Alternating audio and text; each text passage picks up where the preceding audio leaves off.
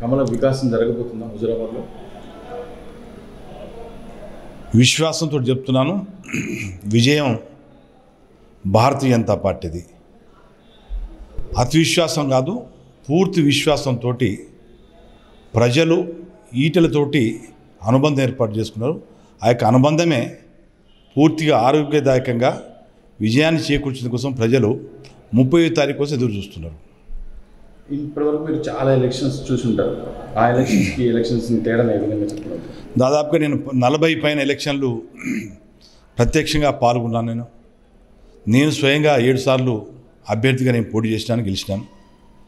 కానీ విచిత్రమైన పరిస్థితి అంటే పోస్ట్ ఇండిపెండెన్స్ గత 75 సంవత్సరాల్లో భారతదేశ ప్రజాస్వామ్య స్వతంత్రంలో ఈ యొక్క ఎన్నిక ఒక పెద్ద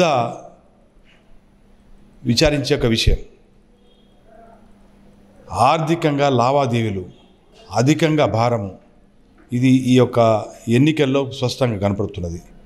గత 5 మాసాల నుంచి యావత్ రాష్ట్ర ప్రభుత్వము, రాష్ట్ర టీఆర్ఎస్ పార్టీ ఇక్కడ తిష్ట వేసి మరి 5 మంత్రులు, 32 మంది ఎమ్మెల్యేలు, సుమారుగా 11 మంది ఎమ్మెల్సీలు, 6 ఎంపీలు, ఈ రకంగా దాదాపుగా ప్రజాప్రతినిధులు, ఎంపీపీలు, జెడ్పీటీసీసు, కార్పొరేట్స్ అంతా సుమారుగా ఒక 1000 పై చిల్లర ప్రజాప్రతినిధులు ఒక మూకుమ్మడిగా ఈటెల రాజేందర్ మీద దాడి చేసినట్టుగా, ఇది పరోక్షంగా ప్రజాస్వామ్యాన్ని అవహేళన చేసినట్టుగా ఈ కనుక టీఆర్ఎస్ ప్రభుత్వం, ముఖ్యంగా ముఖ్యమంత్రి, అదేవిధంగా టీఆర్ఎస్ యొక్క అధ్యక్షుడు కేసీఆర్ గారు నిర్వహిస్తున్నటువంటి ఒక మరి గొప్ప కార్యంగా వాళ్ళు చెప్పుకుంటున్నారు.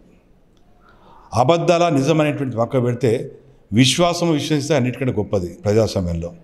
ఒక వ్యక్తి మీద, ఒక సిస్టమ్ మీద విశ్వాసం ఉన్నటువంటి వ్యక్తులుగా ప్రజాస్వామ్యం వర్ధిల్లుతుందంటే ఈరోజు ఈటెల రాజేందర్ లాంటి మనుషులు ఈరోజు ఆలోచించే వ్యవస్థను పటిష్టం చేసే దాంట్లో ఒక అగ్రభాగం నిలిచినటువంటి ఒక వ్యక్తి ఈటెల రాజేందర్ గారు. కాబట్టి నిజమైనటువంటి ఒక బేస్ రూట్ లెవెల్ తన యొక్క విద్యార్థి దశ నుంచిగా కూడా ఇప్పటివరకు నేను చూస్తున్నా. విద్యార్థి దశ నుంచి ఒక ఉద్యమం, విద్యార్థి దశ అయిన తర్వాత తన యొక్క సొంత వ్యాపార లావాదేవీలు, దాని తర్వాత మరి వచ్చినట్టు తెలంగాణ ఉద్యమంలో అగ్రభాగాన మరి ముగ్గురులో ఒకటిగా తను ఉన్నట్టు వ్యవస్థను నేను కళ్ళారా చూసినాను. కాబట్టి ఈ యొక్క సందర్భంలో ప్రత్యేకించి ఈ యొక్క ఈటెల రాజేందర్ ఎన్నికను అవహేళన చేసే విధంగా యావత్ మొత్తం దేశం మొత్తం చూస్తున్నది. అవహేళన, ఇది ఒక అవహేళనకు సంబంధించిన ఒక ప్రజాస్వామ్య అవహేళన చేసే పద్ధతిలో ఈరోజు అధికార పార్టీ లాంఛనాలు పూర్తి చేసుకుంటుంది. లాంఛనాలు అంటే పెళ్లి అయిన తర్వాత లాంఛనాలు అంటుంటారు. ఆ యొక్క పదం నేను వాడుతున్నాను. పెళ్లి కార్యక్రమం తంత అయిన తర్వాత లాంఛనాలు చేసుకునే కార్యక్రమాన్ని ఈరోజు టీఆర్ఎస్ ప్రభుత్వం, ప్రభుత్వం యంత్రాంగం, అధికార యంత్రాంగం పూర్తి స్థాయిలో నిమగ్నమే పనిచేస్తుంది. బహుశా కమిట్మెంట్ కావచ్చు, వాళ్ళ కమిట్మెంట్ కావచ్చు. మరి ప్రత్యక్షంగా ప్రభుత్వమే 4130 కోట్ల రూపాయలను ఇక్కడ వివిధ పథకాల పేరుతోటి ఎన్నికల యొక్క షెడ్యూల్ రాకముందే విడుదల చేసిన జీవోస్, అదే ప్రకారంగా పనుల యొక్క టేకప్. కాబట్టి అభివృద్ధి అనేటువంటి నిరంతరం, నిత్యం ఇది ఎప్పుడు కూడా ఒకరోజు ఆగేది కాదు, పోయేది కాదు, ఇది నిత్యం జరిగే పని. కానీ దురదృష్టం ఏంటంటే ఒకటికి రెండు సార్లు ఒకవైపు నుంచి ఒక రోడ్డు, ఇంకోవైపు నుంచి ఇంకో రోడ్డు. కాబట్టి అధికార దుర్వినియోగం అనేటువంటిది 100% ఇలా కొనసాగుతున్నది. దీంట్లో సుమారుగా ఒక 50 మంది బడా కాంట్రాక్టర్స్, శాసనసభ్యులే కాంట్రాక్టర్స్గా చలామణి ఊరికొక కంపెనీ యొక్క సంబంధించిన యొక్క వ్యవస్థను ఏర్పాటు చేసుకొని చేస్తున్న పనులు కళ్ళ ముందు అవపడుతున్నాయి. ప్రజలు నవ్విపోతున్నారు. గత 14-16 సంవత్సరాల నుంచి నిరంతరం నిత్యము మనసులో మనిషిగా మరి దాంతోపాటు పేద వర్గాల యొక్క సన్నిధిగా మరి అనేక సంవత్సరాలుగా తను ఉన్నట్టు మరి విషయాలన్నింటినీ పక్క పెట్టి వ్యక్తిగత విషయాలు పూర్తి స్థాయిలో ఉద్యమం ఒక పక్క, ఇంకో పక్క అభివృద్ధి. మంత్రి అయిన తర్వాత గత 7 సంవత్సరాల నుంచి నిరంతరము నిత్యముగా కూడా అనేకమైన అభివృద్ధి కార్యక్రమాలను దీంట్లో చేశారు. కాబట్టి ఈరోజు ఈ యొక్క హుజూరాబాద్ యొక్క ఎన్నికైతుందో, హుజూరాబాద్ ప్రజలు వర్సెస్ కేసీఆర్. ప్రజలు గెలుస్తారా, కేసీఆర్ గెలుస్తాడా?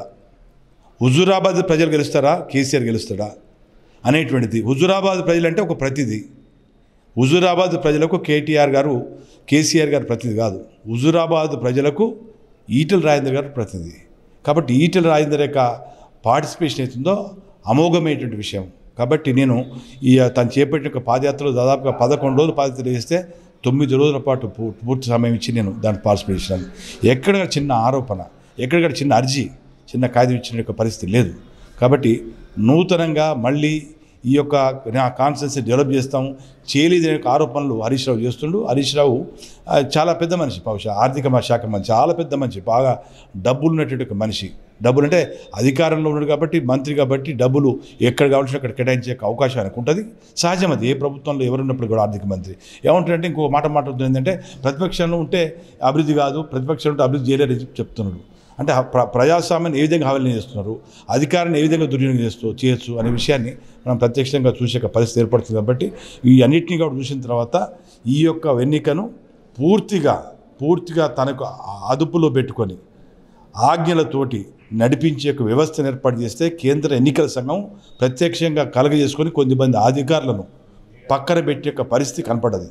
కాబట్టి ఈ యొక్క పక్కన ఎందుకు పెట్టాల్సి వచ్చింది అంటే మీరు చేసేటువంటి ప్రతి తప్పునుగా కూడా 1000 కళ్ళతోటి ఎన్నికల సంఘం చూస్తున్నది, పరిశీలకులుగా వచ్చిన వాళ్ళు ప్రత్యక్షంగా చూస్తున్నారు. కాబట్టి అనేక సందర్భాలలో ఆఫీసర్స్ పోలీస్ ఆఫీసర్స్ 16 జిల్లాలకు సంబంధించిన ఆఫీసర్స్ ఎవరైతుందో పూర్తి స్థాయిలో ఈ యొక్క ఎన్నికల నిర్వహణలో భాగస్వాములై ఆ రకంగా పూర్తిగా ఈ 16 జిల్లాలకు సంబంధించిన అధికారులు, ఇంటెలిజెన్స్ అధికారులు మొత్తం కూడా ఎన్నికల నిర్వహణలో అధికార పార్టీకి అండగా నిలబడి నాయకులను తీసుకొని పోయి అనేకమైనటువంటి విషయాలు చెప్పి మీరు తప్పనిసరి పరిస్థితుల్లో మీ యొక్క విషయాలు పక్కకు పెట్టేసేయండి, ఈ ఎన్నికల్లో భారతీయ జనతా పార్టీ కాకుండా పూర్తిగా మీరు ఈ యొక్క ఆశయకాండను పక్కకు పెట్టి మరి కేసీఆర్ గారి యొక్క నాయకత్వంలో టీఆర్ఎస్ ప్రభుత్వానికి మీరు మద్దతు ఇవ్వాలి, లేకపోతే మీకు ఇబ్బంది పాలైతే అని చెప్పేసి హెచ్చరించి తీసుకుపోయే పరిస్థితి కళ్ళారు చూస్తున్నాం.